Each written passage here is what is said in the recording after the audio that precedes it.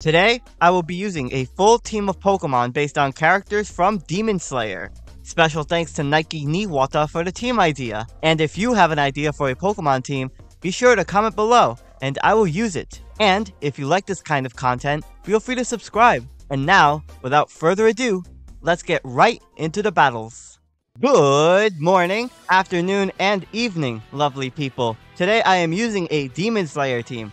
Finally, an anime that I actually have knowledge about. So I'm gonna lead off here with my Raichu, except for this isn't a Raichu. So I have Hyper Voice on this because obviously this is my Hisuian Zoroark lead. Jolteon goes for Volt Switch and I get critical hit immediately. Oh my goodness. So I just lose my Zoroark turn 1. That's actually such a catastrophic start. I was so frustrated because they went for Volt Switch on my Raichu. I could have had Lightning Rod to be immune to that, but I guess they figured I was leading Hisuian Zoroark. So the fun doesn't stop there. I'm gonna go into my Vivillon, and I miss Hurricane. I have Compound Eyes to boost the accuracy. What the heck is going on? So now the Fortress is going to be able to set up the Stealth Rock. It probably would have been able to set them up anyway, just because I'm running a Hurricane on this set, which does a lot of damage, but Fortress naturally gets sturdy, so it will be able to live any hit. So it's gonna set up a layer of spikes now on top of that.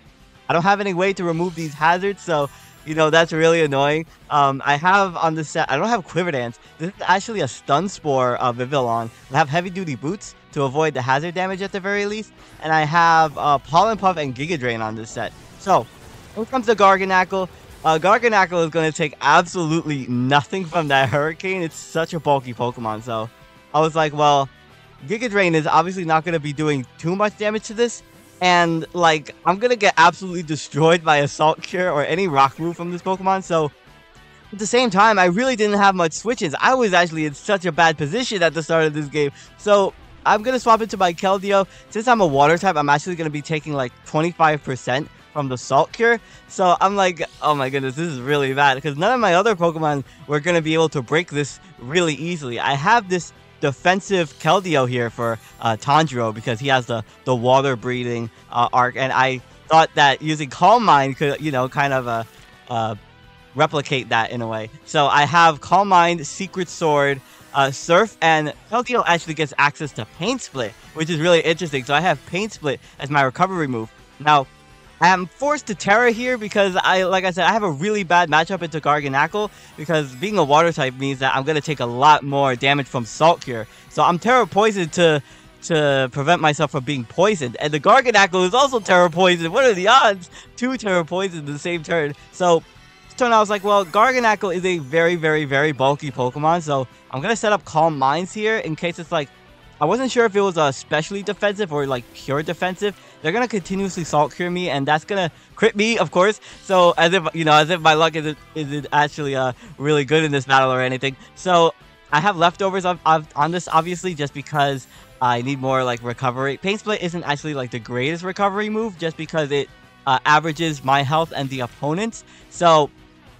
I don't have rest on this or anything. I didn't want to put rest on this because that just makes me a sitting horse. So I'm going to get some Pain Split recovery on this Garganacl. And they, of course, have Earthquake. I was like, dang, I really was hoping that they didn't have that. It does a lot of damage to me. So I knew that I was in a position where I was like, well, shoot, I kind of have to just go for Surf and get as much damage as I possibly can versus this thing. And, at least weaken it. I'm probably not going to be able to take it out just because Garg is very bulky and I don't have a super effective hit on it anymore just because it's Terra Poison now. It's interesting that they're running Terra Poison on this Garganacl. So going for that Surf, and it does a lot of damage, but it's going to take me out with the Earthquake.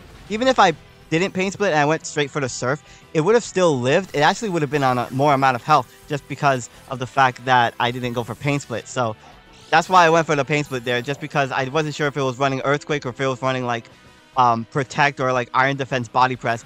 Oh, so I'm really down in this battle. So I'm like, okay, well, my Raichu should be enough to take it out with the Volt Tackle. I'm running a physical Raichu. Now, this is an interesting set because, it's Zenitsu. He's a very sleepy dude. So I have Rest and Sleep Talk on this set just because he's more powerful when he's sleeping. So, you know, lore accurate, right? So I'm running Play Rough on this as well. Oh my goodness, I take out the Jolteon with a critical hit. That definitely mattered. You know, I guess that made up for the fact that I got crit on my Zoroark earlier. Oh my goodness. Actually, I just realized my curse with using Hisuian Zoroark is still continuing. If you watched my last video, you would know that Hisuian Zoroark really didn't really do much. Now, going into Flutter Mane here for Nezuko. Now, I figured that the Staraptor was, if it was choice, it was either going to go for like a normal move or like a fighting move versus my Raichu. Otherwise, like, why would they swap it into me? Because they might be Choice Scarf. At least that's what I was thinking. So this turn, I was like, well, I'm going to double out into my Raichu here, expecting them to want to swap in because my Raichu can get a very strong Volt Tackle on like the rest of their team, and they do swap out. So I was like, okay, good. I called that correctly. I'm going to be able to Volt Tackle this Fortress. And this, on a low amount of health,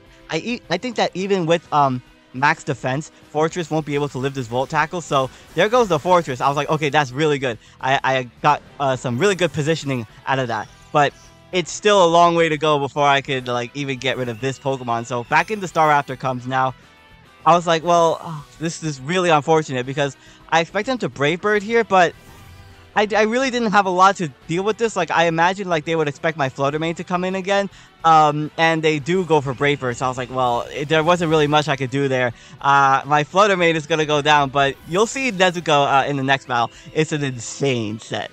Oh, it's okay. So I'm bringing in Inosuke here. Now, at this point, I was thinking, well, if they're Scarf, they're Scarf. I probably just lose from here. So I'm going to go for the Endure, and I'm running a really interesting set on this. This is where everything changed. So the Staraptor reveals that they're not Choice Scarf. I was like, what? They're not Choice? This is amazing. This is actually so good. So I'm running a Salackberry on my Primeape. This is a Salackberry Endure Reversal set. So Reversal is going to get the maximum amount of base power when I'm on the lowest amount of health, which is, of course, I put myself on 1 HP. And with Reversal, I'm able to do like 200 base power of damage. I just take out the Garganacl, so I'm like, okay, that's really good. I'm all set up now. This is looking like I could come back because the beginning of this game, it was absolutely tragic. Like, I lost my Terra, I lost my Choice Scarfer. Now, in comes Heracross. Heracross resists Reversal, but it is not going to resist a 4 times effective Acrobatics. I have Acrobatics on this set because I use Salackberry, and it doubles the base power on that too. So in comes the Staraptor. I was thinking, well, there's no way this is going to live a Reversal. The Primeape is currently sweeping at the moment. Inosuke is going crazy. Actually, if the Staraptor had Intimidate, it would have gave me an attack boost because I'm running Defiant as the ability.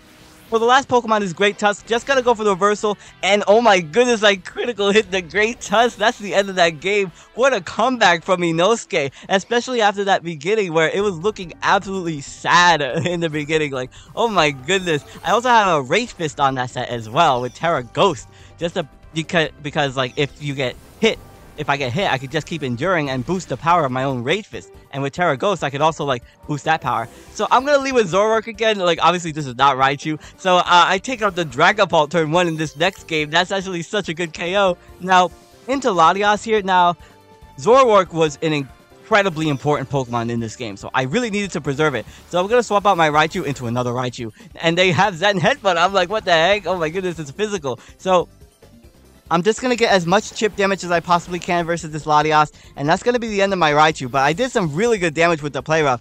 Unfortunately, in all of my battles, I never really got the Rest Sleep Talk strategy off, so I'm just going to Revenge KO this Latias with the Zoroark here. Also, I will say, among the 4 main characters in Demon Slayer, I think my favorite is like a tie between Nezuko and Inosuke. Inosuke really grew on me for some reason, especially during the Entertainment District arc. Actually, my favorite Demon Slayer character would probably have to be Suma, who is one of Tengen's wives, just because she's such a girl failure, but I love her, and she's also canonically bisexual. So, into Flutter Mane versus the Valiant. This is a really crazy Flutter Mane. Flutter Mane has a lot of special attacks, so that's why I'm running a physical Flutter Mane. So going for that Poltergeist, I have a Lychee Berry boost, so I'm +1 attack versus the Iron Valiant, and look at that damage! It doesn't do as much as I thought. Oh my goodness, this Pokemon has such bad physical attack, but I didn't want to run like a special Flutter Mane. I think that would be too non-standard for me. I gotta run a physical Flutter Mane. So I'm probably gonna be using that again because unfortunately it didn't really do too much in all the battles, obviously because it's physical. So the Iron Valiant is gonna be Terra Normal on my Hisuian Zoroark. I'm like, what the heck? Why are they Terra Normal? That actually counters me so much. Oh my goodness. So unfortunately, I'm not going to get a Shadow Ball off versus this, and they're going to Spirit Break me. Wow, that does so much damage to me, but thankfully I live. Now, this was unfortunate because I'm running Choice Scarf on that Hisuian Zoroark. I'm running a Shadow Ball, Hyper Voice, Focus Blast, and Trick on that. So I'm going to have to swap in one of my Pokemon to a Spirit Break. So I swapped in my defensive Keldeo here. And I do tank the Spirit Break at the very least because I max defense. But at this point, I was like, well, I'm gonna have to Terrasilize here again, just because like none of my Pokemon could really tank this Spirit Break, and I wasn't really sure what other moves Iron Valiant would be running, especially if it's Terra Normal. Like, for all intents and purposes, it could have had a Giga Impact. So they're gonna go for the Spirit Break once again. Thankfully, I do resist that because I'm Terra Poison. And this turn, I thought, well, I'm just going to go for the Secret Sword. I'm -2 special attack at the moment, but I'm still going to be able to take out the Iron Valiant in the first place. So I'm like, okay, that's really good. There goes the Terra Normal Iron Valiant. I can finally go for Shadow Balls once again. Now, I thought, well, okay, I have this max defense Keldeo. I'm probably not going to be able to get off a Pain Split versus their Pokemon because, like I said, they have a lot of Psychic types. Well, I didn't say that. They have a lot of Pokemon weak to Ghost, and that's why my Zoroark is really good. So here comes the Hisuian Braviary. They're probably going to take me out with the Esper Wing, and yeah, this Pokemon is a really scary threat. It's actually really underrated, especially since it has a tinted lens to ignore, like, not very effective hits. So I'm like, well, this Pokemon has a +1 speed boost, but it's naturally slower than my Zoroark, and since I'm running Choice Scarf, I should be able to revenge KO this. So I just sacrificed my Tanjiro there in order for my Zoroark to go for the Shadow Ball and take it out. I'm actually putting in work with the Hisuian Zoroark for once, finally. It only took a full team of Pokemon that were weak to Ghost. Amazing. So in comes the Mew. Now, this was really interesting. Mew has an air balloon. I'm like, what the heck? Now, like I said, I really did need my Zoroark, not just for this Mew, but for another Pokemon in the back that I needed to outspeed. Now, the Mew is gonna go for the transform into me. I'm like, what the heck? They transformed into my Vivillon, and not only that, they're gonna outspeed me and take me out with my hurled Hurricane. I'm like, what? I was not expecting. I was not expecting. Transform Mew. That's actually really insane. So I unfortunately lose my Vivillon again. Man, I got so unlucky with that Pokemon. So they're gonna swap out here. I was like, well, shoot. I went for the Endure here. I was hoping that they would stay in and Hurricane me so that I could be put on 1 health. But, of course, their last Pokemon is Zacian. So, like I said, I needed my Zoroark because, like, Zoroark with a Choice Scarf would be able to outspeed this Zacian. And I needed chip damage on it as well in order for my my Zoroark to actually take it out. Because, of course, Zacian Crown is a very bulky Pokemon just naturally, just because it's a cover legendary. So, going for that Endure again, they're actually going to swap back into their Mew. Now, here I was thinking, well, I'm just going to go for the Rage Fist here. As much chip damage as possible, even though it's pretty weak at the moment. It's only 50 base power. I haven't actually been hit yet, so they're gonna transform into me like I thought. So, you know, I stayed in anticipating they didn't have a psychic move, which is really interesting. So I'm gonna go for the Endure here. They actually lost their air balloon, so now their acrobatics is powered up, which is pretty funny. But they're gonna go for the acrobatics versus me now. Unbeknownst to this Mew, I actually have the Shellac Berry to increase my speed, so now I'm going to be able to outspeed the Mew, and since they're not Choice Scarf, I don't have to worry about, like, another speed tie or anything. So going for that reversal, and I'm going to take out the fake Inosuke, and the last Pokemon is Zacian Crown here. Now, I was like, well, I'm probably not going to be able to take out not the reversal, the Zacian, but I should be able to do a lot of damage versus it, and I do. Oh my goodness, but I just missed the KO, and they're going to take me out with the Behemoth Blade. But I was thinking, you know what? This is fine. I have my Choice Scarf Zoroark in the end game, and that's going to be enough to take out the Zacian.